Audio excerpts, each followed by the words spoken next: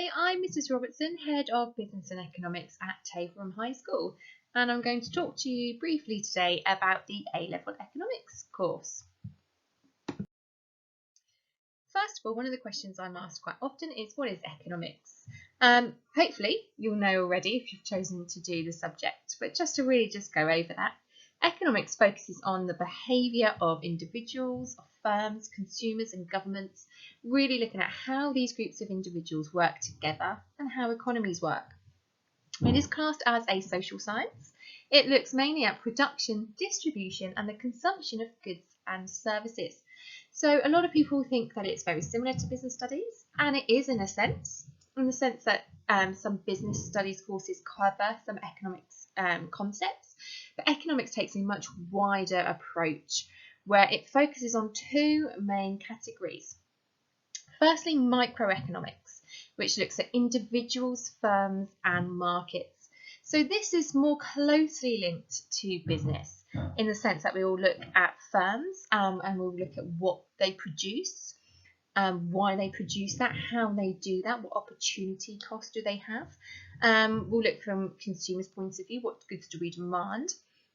So demand and supply is quite fundamental to microeconomics there. So this is one of the articles this week, which was looking at Tesco's now our stock, we've got lots of stockpiles of pasta and toilet roll, having panic bought quite a lot of that following earlier this year with the COVID-19. So now you can get those plentiful apparently in those supermarkets. We also in economics look at macroeconomics. This is probably more of the economics that you're familiar with through the news, where we look at the national and the international economy. So you might have heard of terms such as GDP is falling. That's looking at the gross domestic product, looking at how the value of goods and services produced in the country. You might have heard the words downturn, recession, unemployment, furlough. All of these concepts we look at in our macroeconomic element of the course. So moving on now to look in a bit more detail at what you will study. So we follow the AQA syllabus and the specification code is 7136. There's a link there that you can follow to read the specification in a bit more detail. In year 12, you'll look at microeconomics and macro, and you can see some of the topics there. So we start off by looking at economic methodology and the economic problem. So we start right from scratch. So depending on where you've come from, you might have studied economics before at Key Stage 4. The chances are you wouldn't have done. So we start right from the beginning, looking at what do we actually mean by the economic problem. What is that? We then look at price determination, looking at some demand, supply, different markets. You might see there a little bit further down, we look at the word monopoly. That's not the board game Monopoly. It is the market structure monopoly. So not to be confused there. And we look at market failure and government intervention in markets.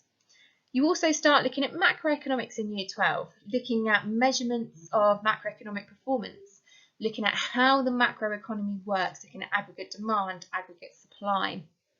And we start to touch on some of the more simple economic performance measures and macroeconomic policy, but we come back to that in more detail in year 13. In year 13, again, you'll focus on micro and macroeconomics, but we look at some of the more involved topics. So we will look at individual economic decision making. Commonly, that's referred to as behavioural economics, which is quite new to the A-Level. When the A-Level was redesigned a couple of years ago, it was introduced, and it's brilliant. It really looks at the the human part of economics, looking at why we don't always make rational decisions, which is one of the big underlying assumptions we make in economics. So students tend to love the behavioural economics unit that we do in year 13. We also look at the labour market, really prominent in the news at the minute, looking at how many people might be made unemployed due to firms closing down. We look at poverty, we look at inequality, the distribution of income and wealth. And then we just end by touching on the content in year 12, where we go into more depth on market failure and government failure. And then we'll also pick up on more of an international economics point of view from macro in year 13, where we look at the international economy, globalization, financial markets, really just tie everything together there. So a really broad course with lots of great economic concepts. And there really is no better time than at the moment to study economics. There's so many news articles looking at what's going on in the economy that you cannot fail to just see and be exposed to economics on a daily basis. So you've chosen a great time to study the course. Well done. This is how your papers are laid out. So it's what we call a linear paper or a linear exam.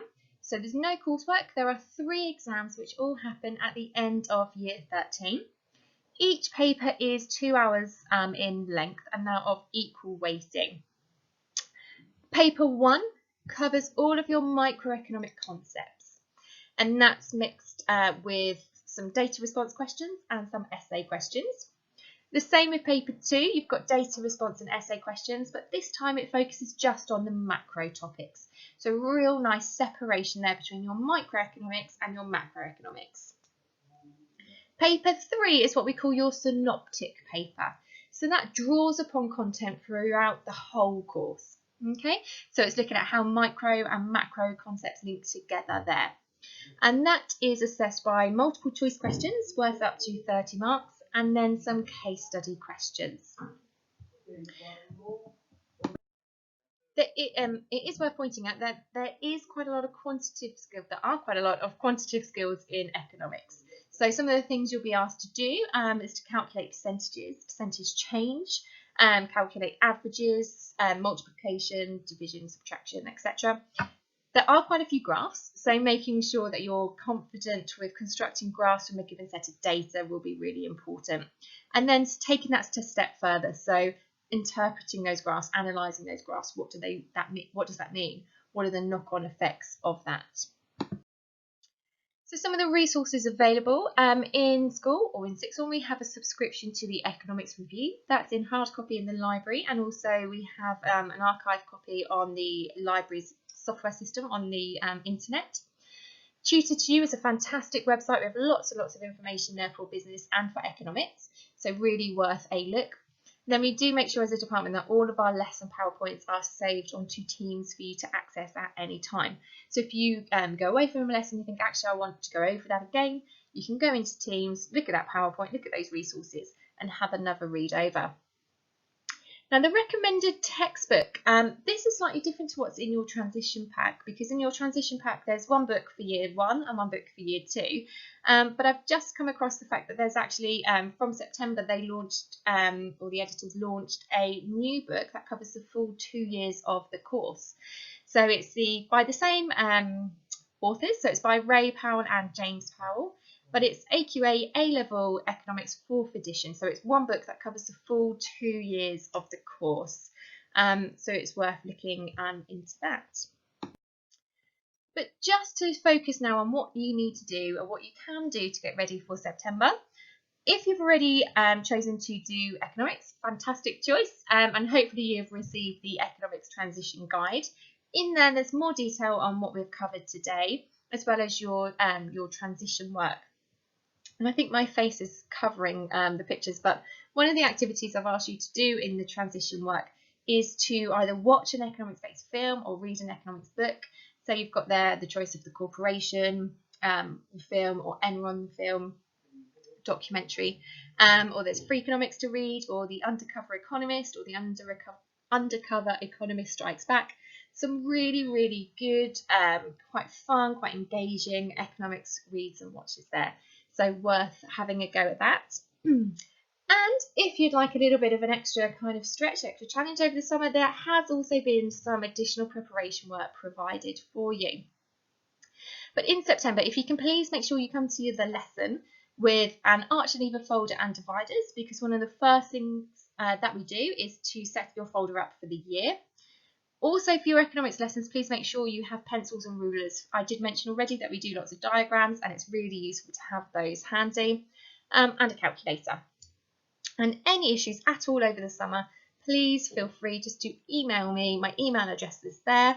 Any questions, big or small, it doesn't matter. There's no such thing as a silly question. Let me know and I'll be happy to get back to you. Other than that, I hope you all have a fantastic summer, and I really look forward to meeting you all in September. Take care. Bye.